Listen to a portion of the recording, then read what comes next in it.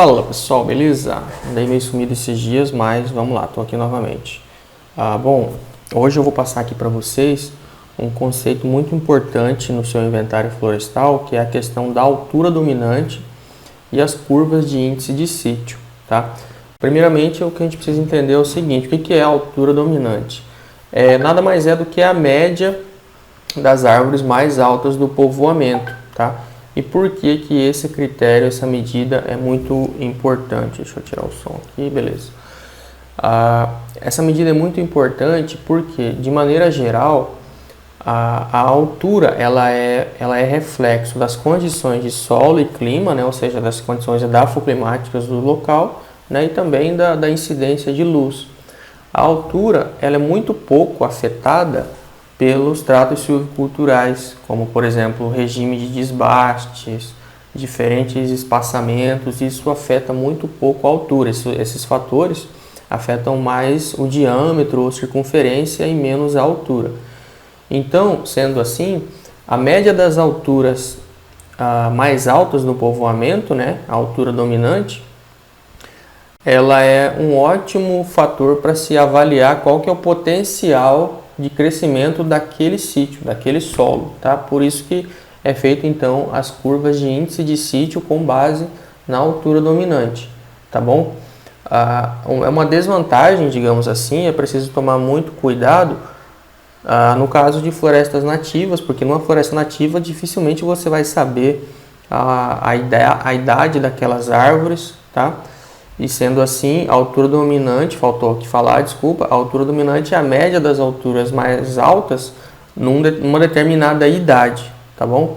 Então, numa floresta nativa vai ter várias idades diferentes e dificilmente você vai saber a idade de todas as árvores, então não é muito aplicável para florestas nativas.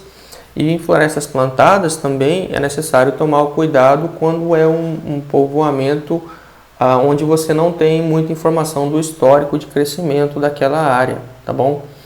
Então, ela é muito útil, muito aplicável quando você já tem um histórico de crescimento das árvores para aquela espécie, para aquele local, ou se você não tiver esse histórico, se você tiver acesso ao crescimento daquela mesma espécie em sítios diferentes, você pode então daí fazer uma análise comparativa dos dados do seu inventário com outros sítios, outros povoamentos, tá bom? Então, vamos lá, eu vou colocar aqui alguns exemplos práticos para a gente entender, para não ficar muito só na teoria, para a gente entender melhor certinho como que isso funciona na prática, né?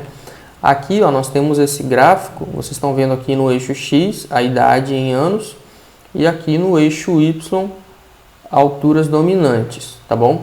Então, a altura dominante ela é a média das alturas mais árvores em uma determinada idade. Aqui eu coloquei essa determinada idade índice aos 20 anos de idade, tá bom? Então, aos 20 anos de idade, nós temos cada curva dessa aqui, ela representa um sítio, um local de plantio diferente, tá bom? Então, para os 20 anos de idade, aqui nós temos uma altura dominante, aqui nesse caso de 16 metros para um sítio, aqui outro sítio com uma altura dominante aqui em 19 metros, um terceiro sítio com uma altura dominante de 21 metros e um quarto sítio com altura dominante de 24 metros. Então vocês percebam que como a gente já tem um histórico de cada um desses sítios, por exemplo, esse aqui que é o mais baixo, digamos assim, que nessa idade está com 16 metros, ele tem um potencial para chegar até os 20 metros e meio de altura total, né?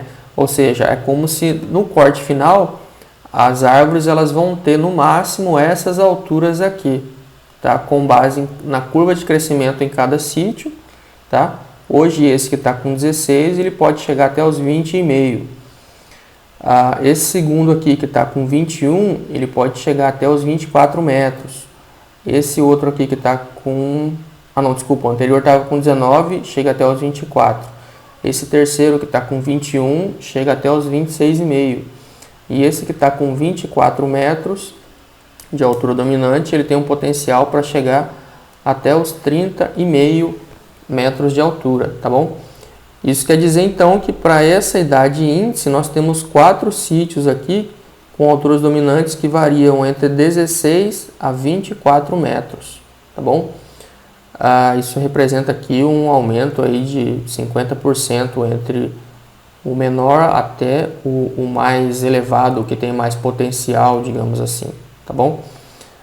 E aqui, ó, nesse segundo gráfico, ó, eu estou usando esses mesmos valores, tá? Que aqui as alturas dominantes variam entre 16 a 24. Então, fazendo agora um gráfico aqui onde no eixo X nós temos a altura dominante e no eixo Y nós temos o volume, a gente observa também que aquele sítio de 16 metros de altura dominante, ele está aqui com mais ou menos 21 metros cúbicos de volume. O segundo, que tem 19 de altura dominante, ele está aqui com 25 metros cúbicos de volume. O terceiro, com 21 de altura dominante, tem mais ou menos 30 de volume. E o último, que está com 24 de altura dominante, tem mais ou menos 34, 35 metros cúbicos de volume, tá? Então, enquanto as alturas dominantes variam entre 16 a 24, os volumes variam entre 21 até 35, mais ou menos, tá? Isso porque a gente sabe que a altura dominante, a altura das árvores, aliás, ela necessariamente vai refletir no volume, tá? Quanto maior a altura, maior o volume da árvore. Quanto menor a altura, menor o volume e assim por diante, tá bom? Então é isso, por isso que é muito importante no seu inventário, tá?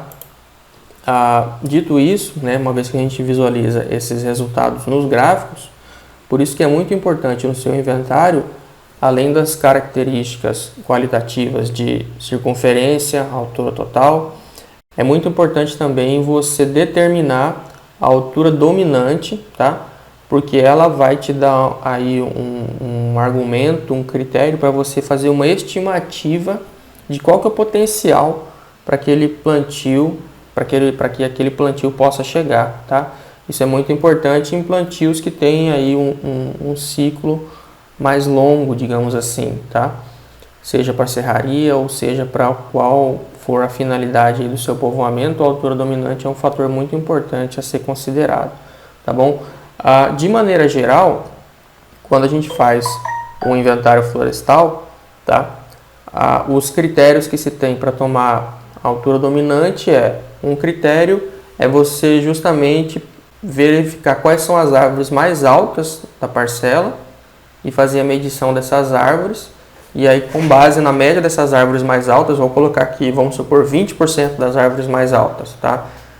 Se a sua parcela amostral tem 50 ou 100 árvores, você pega as 20% mais altas, determina a altura delas, faz a medição, e aí essa vai ser a altura dominante, tá?